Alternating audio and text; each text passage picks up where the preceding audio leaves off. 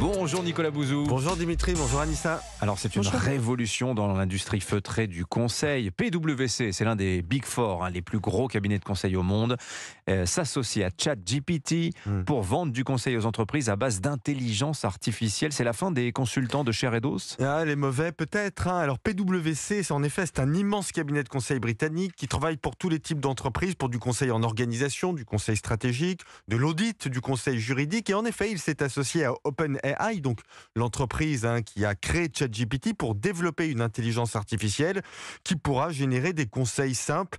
Par exemple, je suis une entreprise industrielle française.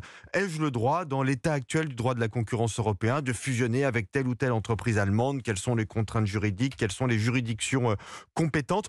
Concrètement, il s'agit d'adapter ChatGPT à des champs d'analyse précis, par exemple le droit de la concurrence, le droit commercial, pour répondre à des problématiques que se posent les entreprises. Alors, certains cabinets d'avocats font déjà rédiger des contrats de travail, par exemple, par des intelligences artificielles.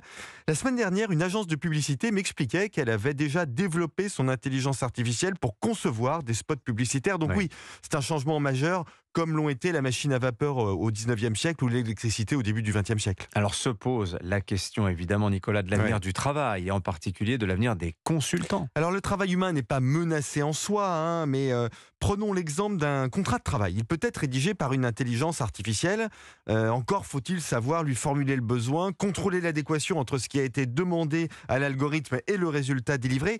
Le vrai problème, vous voyez ce que montre cet exemple, c'est qu'on va demander à de jeunes collaborateurs de faire directement des choses complexes, puisque l'intelligence artificielle fait les choses simples. Mais comment commencer une carrière en attaquant directement par des problèmes difficiles?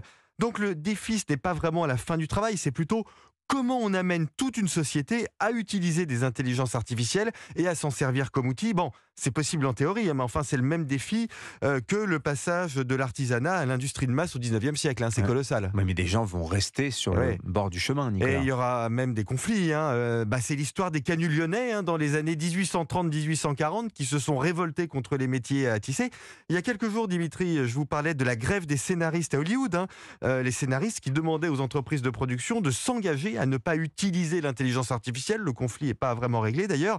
Les grèves technologiques, elles vont se multiplier. Les temps qui viennent, ce ne sont pas simplement des manifestations pour la hausse des salaires ou contre la réforme des retraites dans la rue, mais des manifestations contre les intelligences artificielles. Les grèves technologiques, Voilà. ça on est appelé à en parler longtemps. Merci beaucoup Nicolas Bouzou, Signature Europe 1.